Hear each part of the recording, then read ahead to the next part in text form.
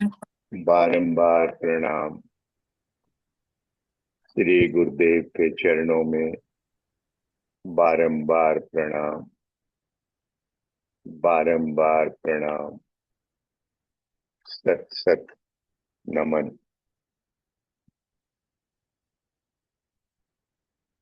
श्री गुरुदेव के द्वारा किए गए प्रवचन संतमणि पुष्प पहला। शीर्षक है झंकार। आज हम लोग इसको रिवाइज कर रहे हैं।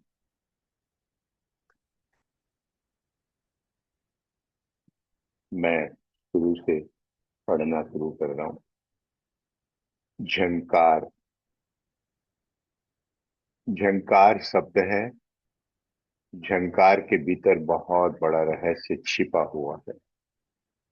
झंकार कैसे पैदा होती है? इसके कई रास्ते हैं। एक बर्तन है। उस बर्तन पर यदि किसी दूसरी वस्तु का प्रहार किया जाए तो उस अवस्था में बर्तन में भी आवाज होने लगती है। आवाज झंकार नहीं। आवाज के बाद जो उसमें एक ध्वनि निकलती है उसका नाम है झंकार। प्रश्न हो सकता है, आवाज कैसी और झंकार कैसी? जो शब्द कानों में पड़ता है वह तो है शब्द, और शब्द सुनने के पश्चात एक ध्वनि निकलती है जो छूने से नहीं, सुनने के पश्चात निकलती है, वह है झंकार। यदि वो शब्द मनुष्य के हृदय को स्पर्श कर एक ध्वनि निकाले, एक ऐसी झंकार निकले, तो दुनिया के तमाम कार्य काम उस झंकार के सम्मुख बेकार हो जाएं। जब तक मनुष्य के हृदय में किसी शब्द की झंकार पैदा नहीं होती तब तक वह दुनिया की बातों पर ध्यान देता है। लेकिन जिस समय उसके हृदय में झंकार पैदा हो जाती तो तमाम दुनिया के शब्द, प्रलोभन, भावनाएं उसके लिए बेकार हो जाती, क्योंकि अब झंकार पैदा हो गई।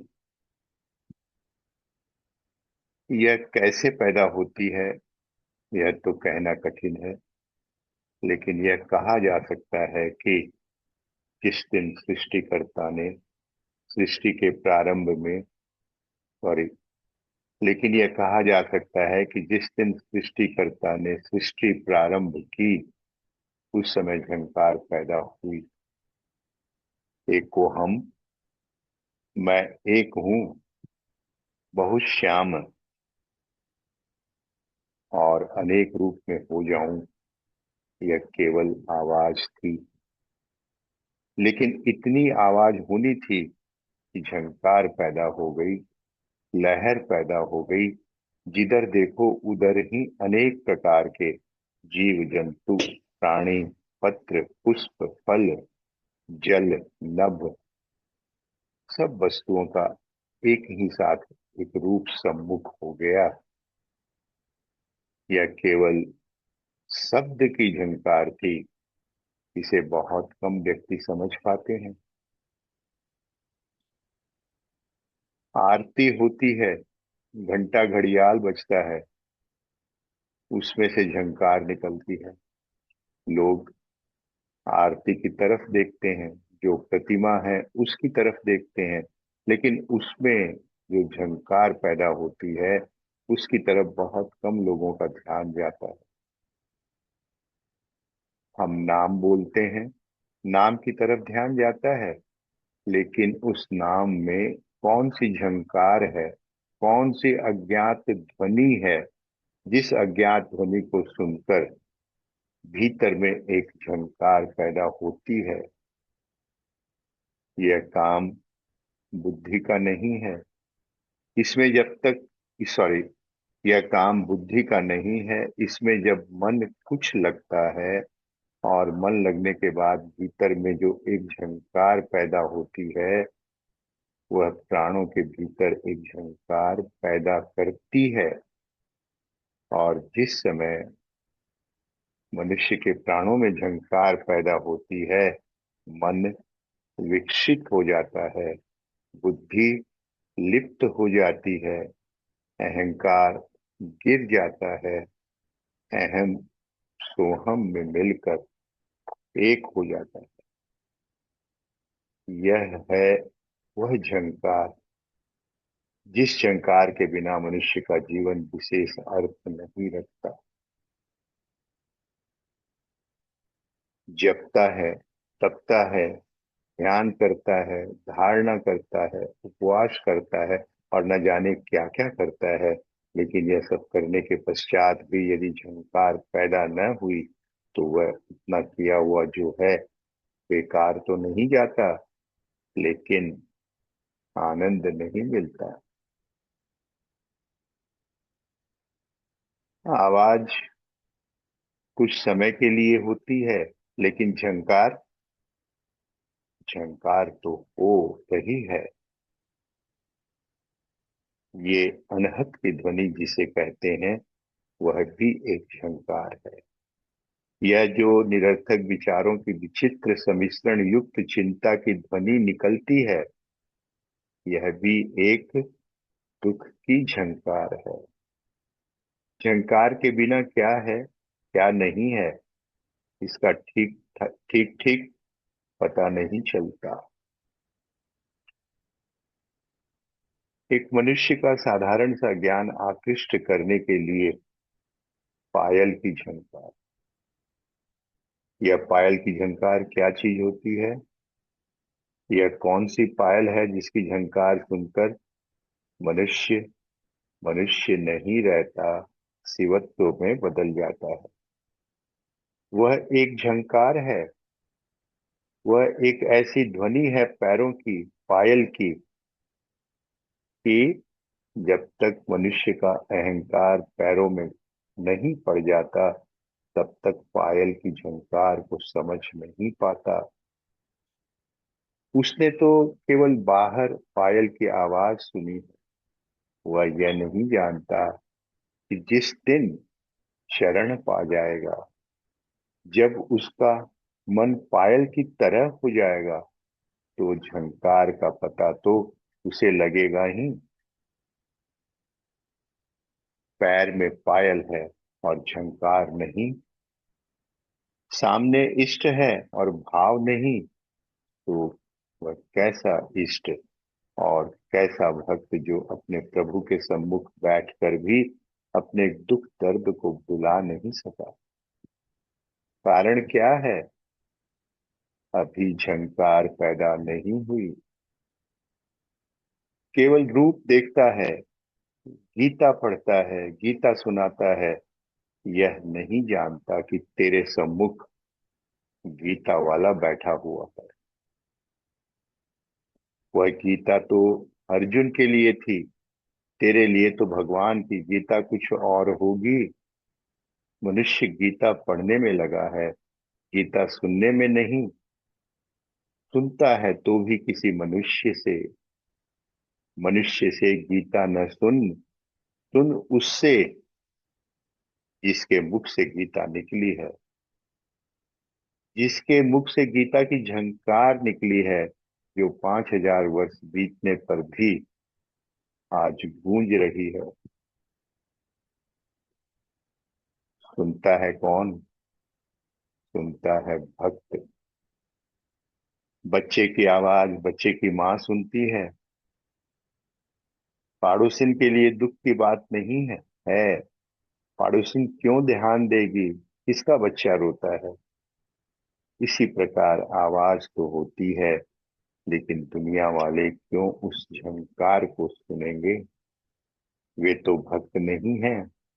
जो भक्त होगा वही प्रभु के पायल की झंकार को, भावना को सुन सकेगा। जो भक्त होगा वही प्रभु के पायल की झंकार को, भावना को सुन सकेगा। जैसे बच्चे की आवाज उसकी माँ सुन सकती है।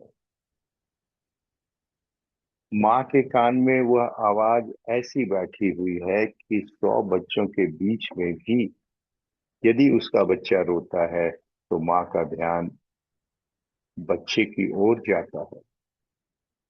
इसी तरह से संसार में चाहे कितने ही शब्द होते रहें, लेकिन भक्त के हृदय में भगवान के चरणार बिंद की जो कोमल पायल की आवाज है वह बज रही है, झंकार हो रही है।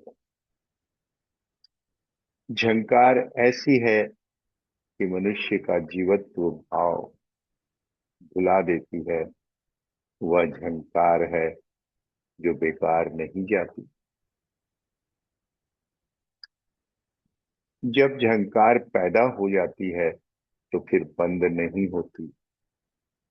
स्थूल शरीर सो जाता है, लेकिन सूक्ष्म शरीर जो मन है सुनने की चेष्टा करता है। वह कहता है कि दुनिया यह कहे कि मैं सोया हुआ हूं, लेकिन मैं ये कहूं मैं सो नहीं गया, मैं तेरा हो गया हूं। वह कहता है कि दुनिया यह कहे कि मैं सो गया हूं, लेकिन मैं यह कहूं कि मैं सो नहीं गया, मैं तेरा हो गया हूं। ये सोने वाले सोते ही रह जाएंगे। यह कुंभकर्ण की नींद है। वह कुंभकर्ण 6 महीने सोता और 6 महीने जागता था। लेकिन यह मनुष्य कैसी कुंभकर्ण है, यह मनुष्य कैसा कुंभकर्ण है जो जब से पैदा हुआ तब से सोया हुआ है। उसने आवाज ही नहीं सुनी।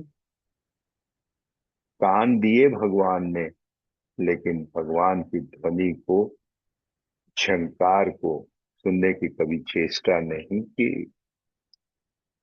पायल की झंकार सुनकर भी कामुकता का भाव पैदा हुआ, लेकिन प्रभु के चरणों की पायल की आवाज यदि सुनता तो काम और राम दोनों साथ में मिलते।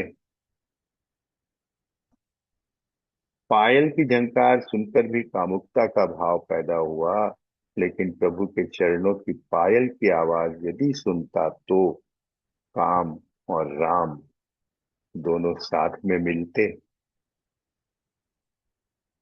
जीवन का काम सुधर गया, जीवन सफल हो गया।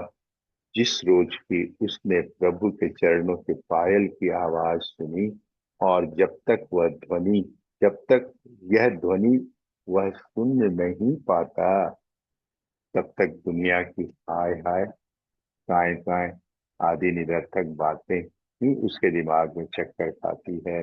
लेकिन जो झंकार सुन पाता है वो झंकार में ही लीन हो जाता है। लोग पूछते हैं कि ध्यान लगाता है, तो कहता है मैं किसका ध्यान लगाऊं, वो तो मेरे भीतर बैठा है। मुल्ला मस्जिद के ऊपर खड़ा होकर अजान पुकारता है, देता अजान देता है, लेकिन जिसे वह पुकारता है वो भीतर से पुकार करके कहता है कि किसे सुनाता है, मैं तेरे भीतर हूं, तू मुझे भीतर से देख।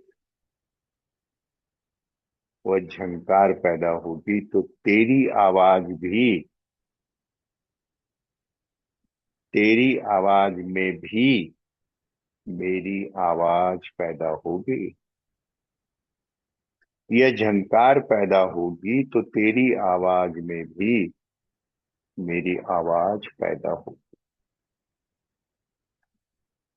जिस दिन भक्त की आवाज में भगवान की आवाज मिल जाती है, उसी दिन भक्त का बोलना सार्थक है। जब तक अपनी बुद्धि के बल पर, अपने भाव के बल पर मनुष्य बोलता है और भीतर की झंकार कुछ भी नहीं, तब तक वह बोलना बोलना ही है। लेकिन जिस दिन उसकी वाणी में प्रभु की, सॉरी, लेकिन जिस दिन उसकी वाणी में, सॉरी, लेकिन जिस दिन उसकी वाणी के साथ प्रभु की झंकार निकलती है, तो सब लोग आश्चर्य करके कहते हैं कि यह किसकी आवाज है? भक्त की आवाज है, या भगवान की, या भगवान के प्यारे की? कौन जाने किसकी आवाज है। बांसुरी सभी बजाते हैं, लेकिन जो बांसुरी भगवान कृष्ण ने बजाई, आज उसकी ध्वनि भक्तों के लिए न केवल वृंदावन में, बल्कि जहां भी वह भक्त वास करता है, सुनी जाती है। वह एक झंकार थी जिसे सुन गोपियां सुध-बुध हो बैठती थी। छूट जाता था काम उनके हाथों से। क्या कारण है? सांप सपेरे को सांप सपेरे की बजाने वाली बांसुरी को नहीं सुनता कि इससे भी क्या झंकार निकलती है। सांप सपेरे की बजाने वाली बांसुरी को नहीं सुनता कि इससे कि इसमें क्या झंकार निकलती है। जहां ध्वनि झंकार निकली, उसमें कि सुनते ही सांप नाचना लगता है। जो काटने वाला है, विष फैलाने वाला है, वही झंकार के सम्मुख नाचने लगता है। तो वह इंसान जो भगवान का दूसरा रूप है, क्या इसका हृदय नहीं नाचेगा? क्या गोपाल कहकर मीरा की तरह उसका हृदय मोहित नहीं होगा? मेरा कौन, मेरा कौन, मेरा गोपाल, क्या ऐसा कह वह मनुष्य कभी नहीं बोलेगा? क्या वो झंकार कभी पैदा नहीं होगी? विषयों की अधिकता के कारण यह मन जो है, यह विषेला हो गया। उससे आवाज निकलती है तो जैसे मालूम होता है कि किसी को काटना चाहता है।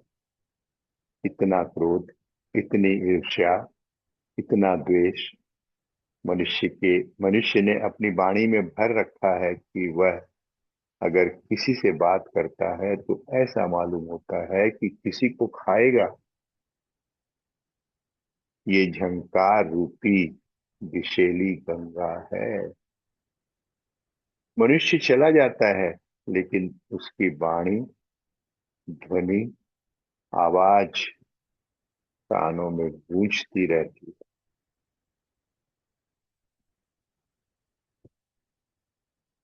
आवाज किस प्रकार गूंजती है, उसका क्या रूप होता है, यह आप उदाहरण से समझिए।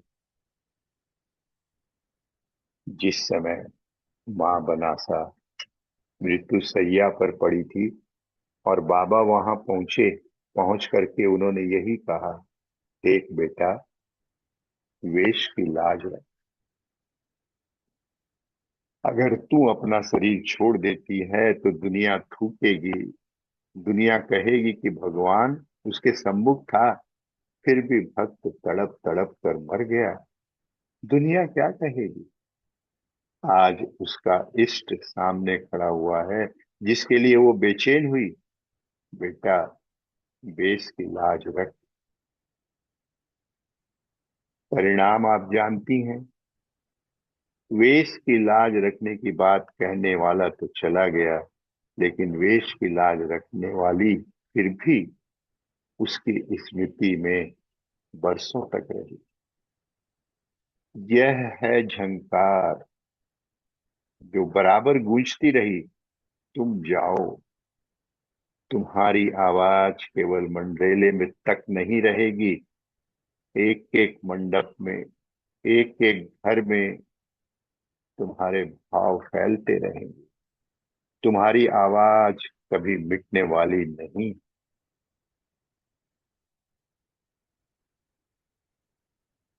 आवाज आज भी गूंज रही है। अगर गूंजती नहीं तो आज सत्संग होता कैसे? क्योंकि झंकार है, आवाज है कि जहां सत्संग करेगा मैं सदा तेरे साथ रहूंगा।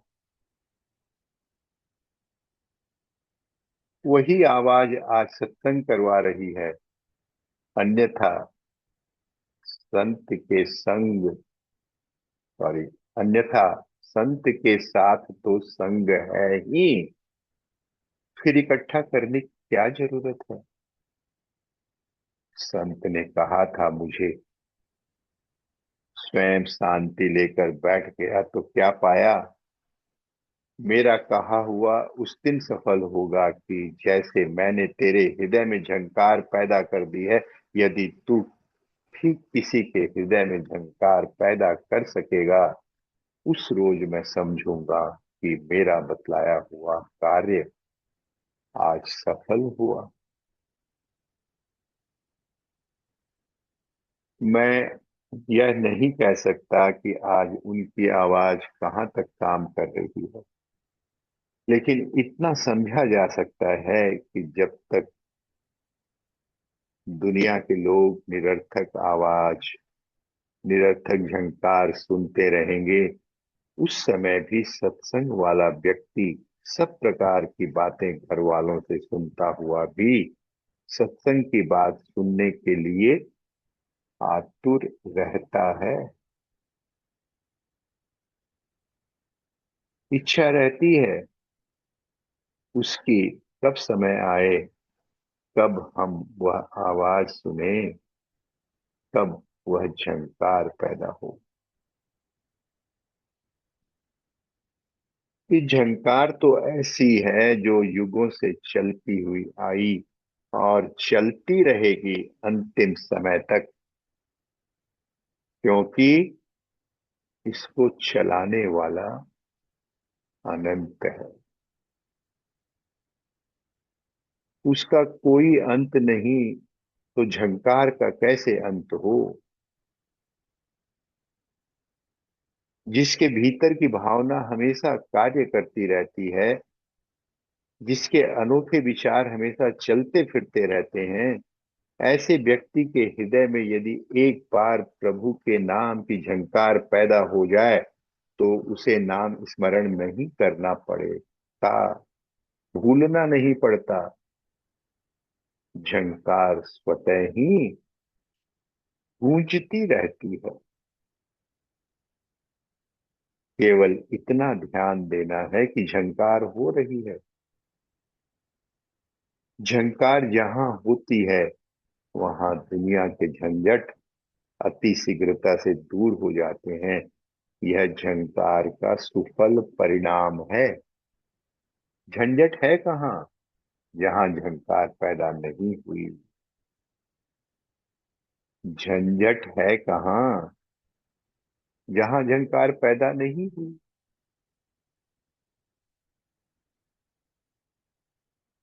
प्रारंभ में भी एक बात कही गई कि यदि कोई एक बर्तन पर किसी दूसरी वस्तु का प्रहार किया जाए तो उस अवस्था में उसमें से एक आवाज पैदा होती है। हम तो देखते हैं मंदिरों में भी सब जगह आवाज करते हैं किसी वस्तु पर। मैं पूछूं आपसे भाई, घड़ी, घड़ियाल, घंटा जो कुछ भी बजाते हो, दुनिया को ये बतलाते हो कि तुम आरती करते हो, ताकि दुनिया जाने की आरती हो रही है। लेकिन एक बात मैं कहूं, अरे घड़ी घड़ियाल क्यों बजाते हो? बजाओ तुम अपने उस दिल को कि जिसकी आवाज हमेशा गूंजती रहे। बजाओ तुम अपने दिल को कि जिसकी आवाज हमेशा गूंजती रहे।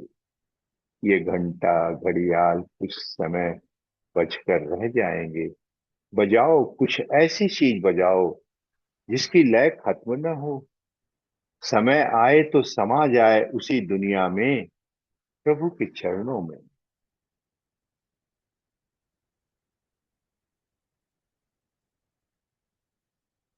पंक्ति को फिर से पढ़ता हूं।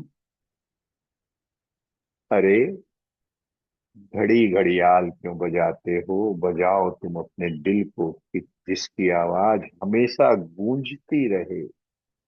ये घंटा घड़ियाल कुछ समय बजकर रह जाएंगे। बजाओ कुछ ऐसी चीज बजाओ जिसकी लय खत्म न हो। समय आए तो समा जाए उस दुनिया में, प्रभु के चरणों में। उस दुनिया में जहां मेरे प्रभु के चरण।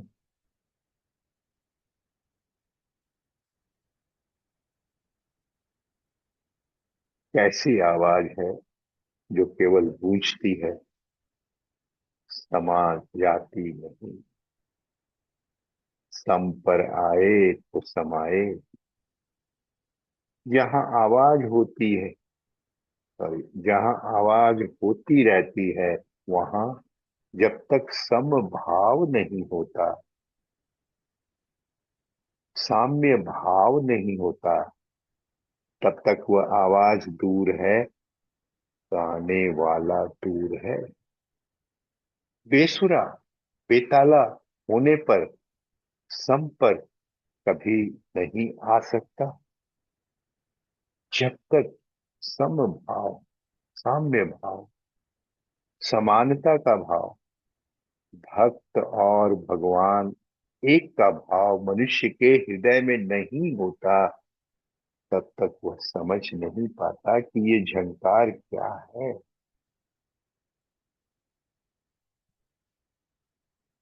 झंकार के लिए न तो कभी सोचा, न कभी समझा, लेकिन आज जब ये मन में आया कि झंकार के लिए कुछ कहना है, क्या बतलाऊं आपको। यह तो कहने की बात हुई कि झंकार होती है जैसे भाव होता है, लेकिन जब तक आप झंकार का अनुभव न करें, तब तक यह बात केवल, जब तक, सॉरी, यह तो कहने की बात हुई कि झंकार होती है जैसे भाव होता है, लेकिन जब तक आप झंकार का अनुभव न करें, तब तक यह केवल बात के ही रूप में है। किसी भी चीज की प्रशंसा सुनकर या व्यवहार में लाकर की जाए, दो तरह की बात है। किसी भी चीज की प्रशंसा सुनकर या उसकी प्रशंसा व्यवहार में लाकर की जाए, ये दो तरह की बात। यदि सुनकर करता है तो समझिए इसमें ये बहुत कुछ निरर्थक बातें हैं, और यदि व्यवहार करके देखा है तो मानना पड़ेगा कि जरूर इसने कुछ सुना है, देखा है।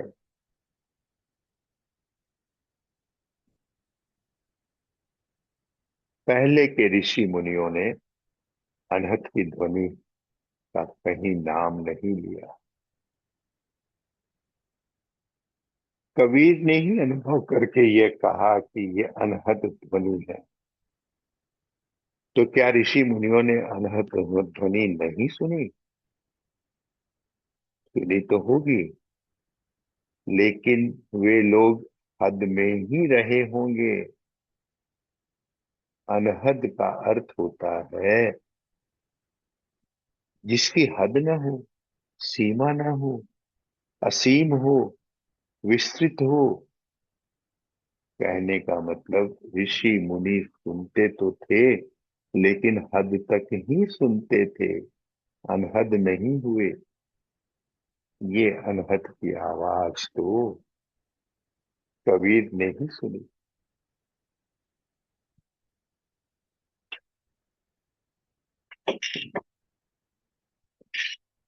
दुनिया में बहुत सी चीजें रहती हैं, शक्ति है, यह तो हम सब सुनते आए हैं। लेकिन जिसे शक्ति प्राप्त हो जाती है, वही शक्ति का प्रयोग करके दुनिया को दिखला देता है, आश्चर्य में डाल देता है। छोटी सी भाप भी क्या गजब का काम कर सकती है, इसे मनुष्य नहीं जानता। कोयला जल करके भाप बनी, रेलगाड़ी चलने लगी, यह तो दुनिया ने देखा। लेकिन पहले भी तो भाप थी, क्यों नहीं रेलगाड़ी चलाई लोगों ने? ये कोयला तो पहले भी जलता था, फिर क्यों नहीं ध्यान दिया भाप की तरफ? जब दुनिया ने ध्यान दिया भाप की तरफ तो उसमें गति पैदा हो गई। लेकिन यह बाबा की कृपा है कि भाव में आने से ही वह भाप की गति स्वतः होती। लेकिन यह बाबा की कृपा है कि भाव में आने से ही वह भाप की गति स्वतः होती है। रेलगाड़ी को चलाने के लिए भाप एक इंजन है, लेकिन तमाम भावनाओं को एक करके भाव रूपी भाप कहाँ पहुंचाती है, वह अनहद है, वह असीम है। उसे कोई नहीं जान सकता जब तक कि वह उस स्थिति में नहीं आता।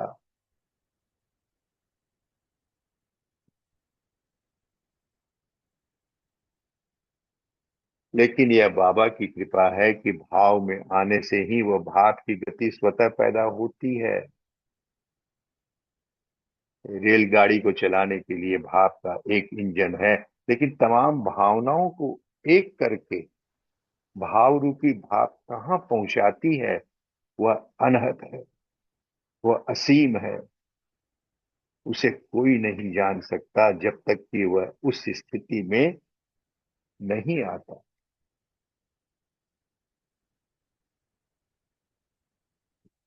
दुनिया के तमाम अभावों को मिटाने के लिए इस युग में भाव ही सबसे प्रधान है।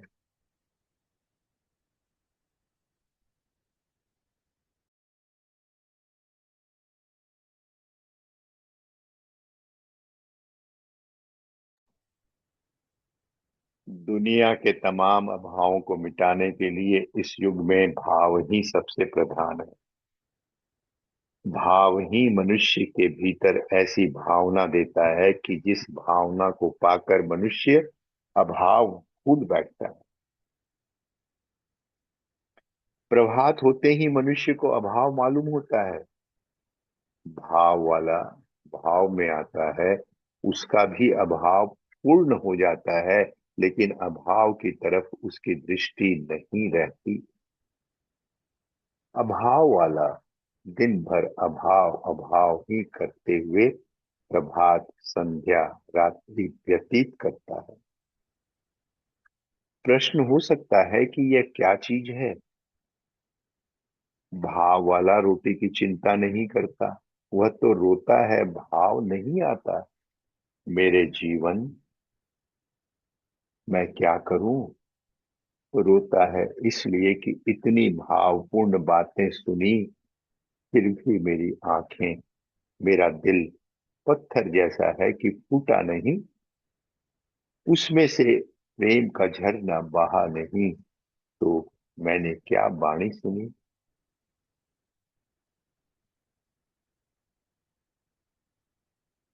वह कौन सी आवाज है, कौन सी ध्वनि है, कौन सी झंकार है कि जिस झंकार को सुनने के पश्चात मनुष्य की भावना बदल जाती है। मनुष्य मनुष्य तब तक था जब तक कि मनमानी करता था। मन की स्थिति कब बदली? जब उसने मन से मनमोहन की कथा सुनी।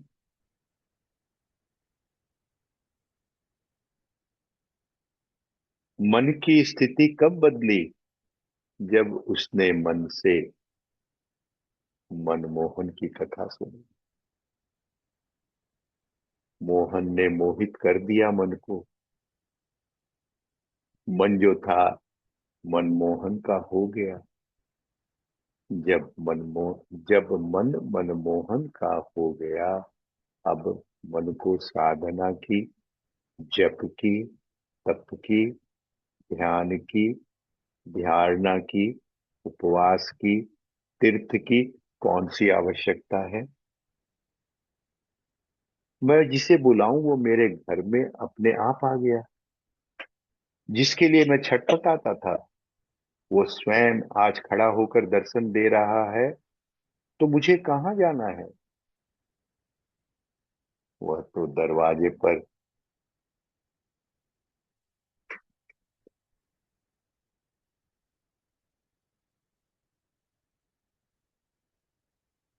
वह तो दरवाजे पर खड़ा होकर के कहता है, दरवाजा खोल, दरवाजा खोल।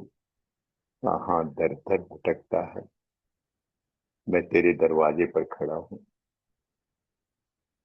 अपने दिल का दरवाजा खोल। मुझे जरा सी जगह दे। मुझे प्यार से पुकार कर कह कि मैं तेरा। हे प्राणी, मुझे गीता नहीं सुनानी है। गीता तो मैं सुना चुका। रामायण की कथा मुझे नहीं कहनी है। वह लीला तो मैं कर चुका। आज तो तेरे मुख से केवल एक आवाज सुनना चाहता हूं। मैं संसार का नहीं, ए मेरे प्राणों के आधार। मैं तो तेरा हूं, तेरा हूं।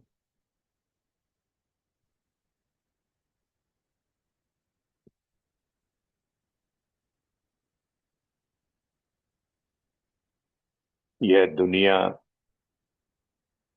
मेरे हृदय की झंकार पैदा नहीं कर सकती।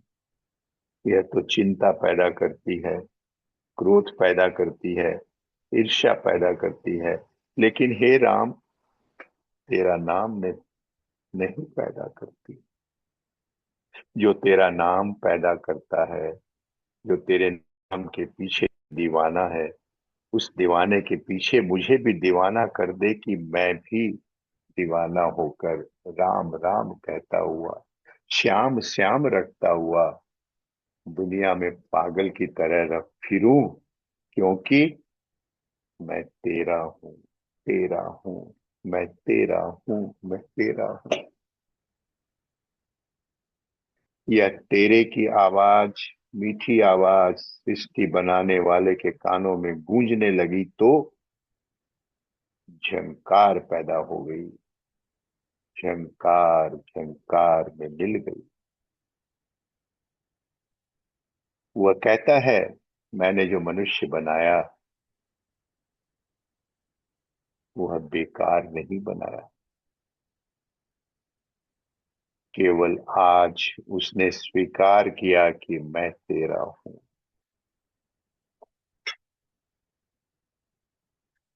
यह वह झंकार थी, यह वह आवाज थी जिस भावना ने मनुष्य के अनेक जन्मों की कालिमा को मिटा करके कहा कि मैं कालिमा नहीं कहूंगा, मैं कहूंगा माँ काली। তুমি আমার মা, আর আমার মা কেউ না। और मेरी कोई माता नहीं, काली तू ही मेरी माँ है। आज काली माँ धुल गई, कलंक धुल गया जो दुनिया के अभाव का मेरे हृदय में लग गया था। आज कलंक लगा है, प्रभु को याद कर। कल अंक में लेगा, गोद में बैठाएगा। और जिस दिन वो गोद में बैठा लेगा उस दिन कलंक लगाने वाला कोई नहीं। क्योंकि जब प्रभु के भक्त प्रभु गोद में ले ले तो कलंक कैसे लग सकता है। अरे, प्रभु के प्यारे को कलंक लग गया तो भगवान को न कलंक लग गया। सोच और समझ। कलंक नहीं, कल अंक गोद में लेगा प्रभु तुझे और कहेगा, तूने कहा ना, तू मेरा है। मैं भी कहता हूं कि तू दुनिया के लिए नहीं, तू मेरा है। मैं जानता हूं तू मेरे बिना रह नहीं पाता। अरे, मैंने तो तुझे औरों के लिए भेजा है, तेरे लिए नहीं भेजा। तू क्यों चिंता करता है? तू क्यों निरर्थक भाव लेता है? तू मेरे अंक में है।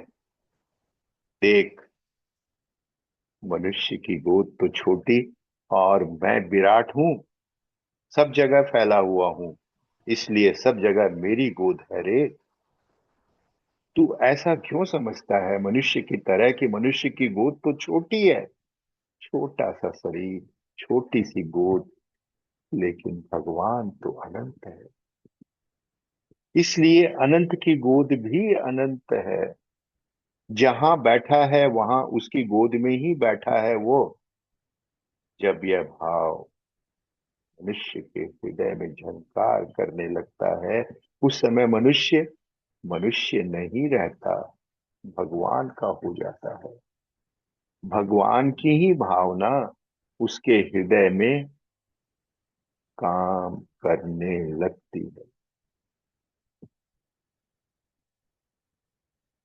मैं क्या कहूं, कहना बेकार है। मैं तो यही चाहता हूं सबके हृदय में वो झंकार पैदा हो, जिस झंकार को सुनकर दुनिया की सब बातों को भूल जाएं। वो आवाज यदि हृदय को जाकर स्पर्श करती है, और यदि वो झंकार पैदा कर दे, तो बेड़ा पार ही समझे। फिर और कुछ कहना नहीं। मैं मुंह से याद करूं और तू हृदय से अपने आप आवाज दे दो। सॉरी, मैं मुंह से याद करूं और तू हृदय से अपने आप आवाज दे, तो मेरे मुंह को बोलने की जरूरत ही क्या? नाम तो वह लेता है जिसके हृदय में उसके लिए स्थान नहीं है।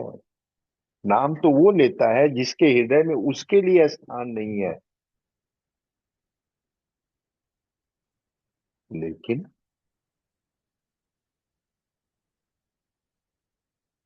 वो आवाज यदि हृदय में जाकर स्पर्श करती है, यदि वो झंकार पैदा कर दे, तो बेड़ा पार ही समझो।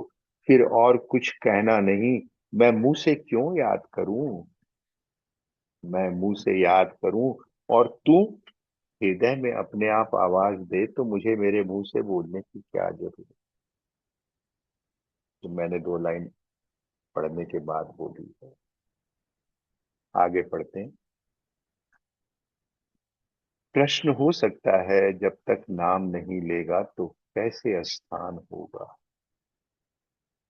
अरे भाई, स्थान के लिए तो नाम ही नहीं लेना है, प्रेम का भाव लेना है। अरे भाई, स्थान के लिए नाम नहीं लेना है, नाम ही नहीं लेना है, प्रेम का भाव लेना। जब मनुष्य प्रेम में आ जाता है तो अपने आप को देखता है तो सोचता है, मैं कहाँ बैठा हूं? और आ गया उसका प्रभु तो कहता है, कहाँ बैठाएगा? बैठाएगा कहाँ? वह तो कहता है, मैं बैठा हूं तेरे हृदय में। यह तो बाहर की जगह है, जगह मेरी है। मैं जहां भी बैठूं, मैं तो बैठा ही हुआ हूं। आज तैने यह तो समझा कि मैं आ गया हूं, यह तो समझा कि झंकार पैदा होती है। जिस रोज शंकार पैदा होती है, उस रोज झंझन की आवाज होती है हृदय में। जन जन की आवाज कानों में नहीं पहुंचती, क्योंकि आवाज वही जो झंझन की आवाज अपने आप करे।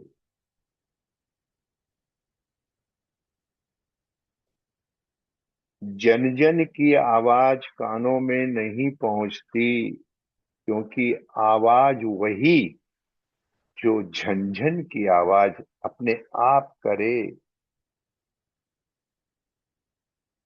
झंझन की आवाज जब होती है तो झंझन की आवाज रह गई।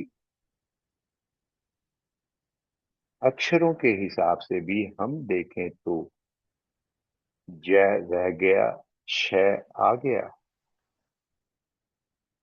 श के बाद ए अपने आप गुण मिल गया। ये अक्षरों का ज्ञान होता है। उसमें वही पंचम अक्षर मिला दिया जाता है। जैसे ठंडा है तो रा के पहले न लगा, न नहीं। तुरंत है तो तय के पहले न ही लगेगा, न नहीं। यदि गंगा लिखना है तो क ख ग का पंचम अक्षर ल है, वही लगाएंगे। तो ये पंच तत्व मिल गए, पंच भावना मिल गई, पंच कर्मेंद्रियां मिल गई, पंच ज्ञानेंद्रियां मिल गई। इस प्रकार भगवान ने तुमको लोगों का अपने आप पंच बनाकर भेजा है। पंच सबकी सुनकर निर्णय लेता है। इसलिए दुनिया की आवाज तो सुन लेगा वो, लेकिन निर्णय देगा, कहेगा कि ध्वनि उठती है, झंकार उठती है।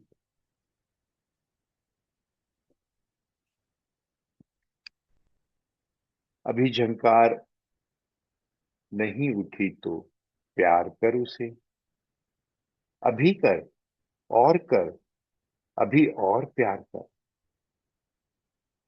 प्यार करते करते एक दिन अवश्य ही झंकार पैदा होगी, कि जिस झंकार को सुनकर तेरे हृदय में एक अपूर्व भाव होगा। जिस झंकार को सुनकर तेरे हृदय में अपूर्व भाव पैदा होगा। मैं कह नहीं सकता इतनी वाणी सुनाने पर भी आपके हृदय में झंकार हुई या नहीं। कान थे आपके, आवाज थी यहाँ। उसने जाकर आपके कान के पर्दे में एक झंकार पैदा की। जब आपने सुना, ये सुनने की जो शक्ति है वह वायु के द्वारा कान के पर्दे पर लगती है। लगते ही ये ऊपर जो इंद्रियां हैं सब काम करने लगती है कि इसने ये कहा। यह वाणी जो है, इसने यदि आपके कान में जाकर ध्वनि पैदा की है तो आज कान में झंकार है, कल दिल में झंकार होगी। और उसके बाद ऐसा भी समय आएगा जब प्राणों में झंकार की भावना स्वतः पैदा होगी। पैदा करना नहीं होगा। जैसे आपके कान ने कुछ पैदा नहीं किया, ये वाणी निकलती है, कान के पर्दे पर जाकर स्पर्श करती है, और स्पर्श के साथ साथ भाव उस शब्द के साथ साथ चलता है, और चलते चलते थक करके एक ध्वनि पैदा करता है। और वो ध्वनि जब आपकी सब इंद्रियों में व्याप्त हो जाती है तो झंकार अपने आप पैदा हो जाती है।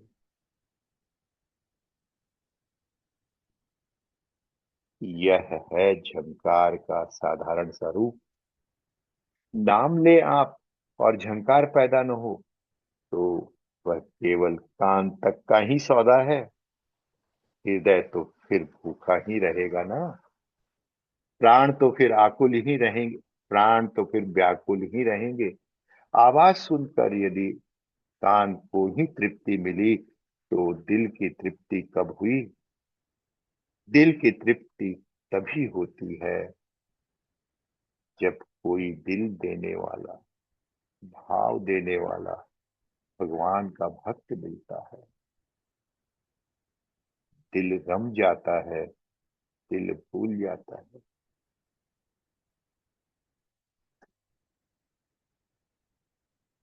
हमें तो मिल गया भाई, हमें तो ठाकुर मिल गए, सबों मिल गए। क्या पढ़ता हूं आगे। हृदय तो है, दया होगी कब प्रभु?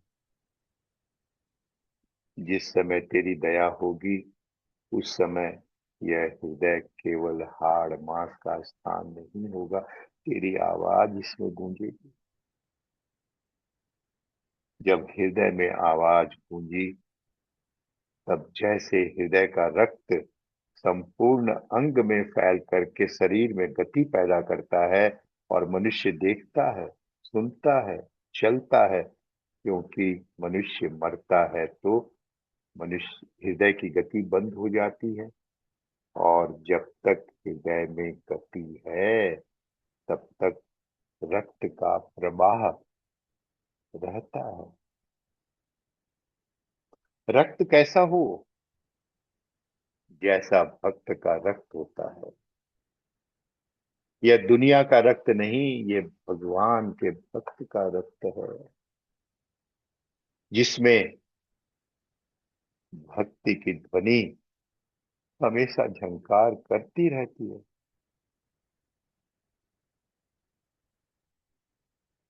रक्त कैसा हो? जैसा भक्त का रक्त होता है। यह दुनिया का रक्त नहीं, यह भक्त का रक्त है, जिसमें भक्ति की ध्वनि हमेशा झंकार करती रहती है। बोलते बोलते एक अवस्था होती है जब मनुष्य ज्ञान में रहता है, ज्ञान के बाद भान होता है, और फिर जब भान होता है तो ज्ञान रह जाता है, और ऐसा भान होता है कि भान ही नहीं होता कि क्या हो रहा है।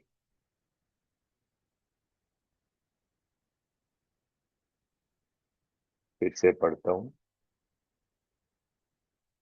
बोलते बोलते एक अवस्था होती है जब मनुष्य ज्ञान में रहता है, ज्ञान के बाद भान होता है, और फिर जब भान होता है तो ज्ञान रह जाता है, और ऐसा भान होता है कि भान ही नहीं रहता कि क्या हो रहा है। यही है झंकार, जो कहीं नहीं जाती, अवस्था ही बतलाती है। क्योंकि झंकार हो रही है।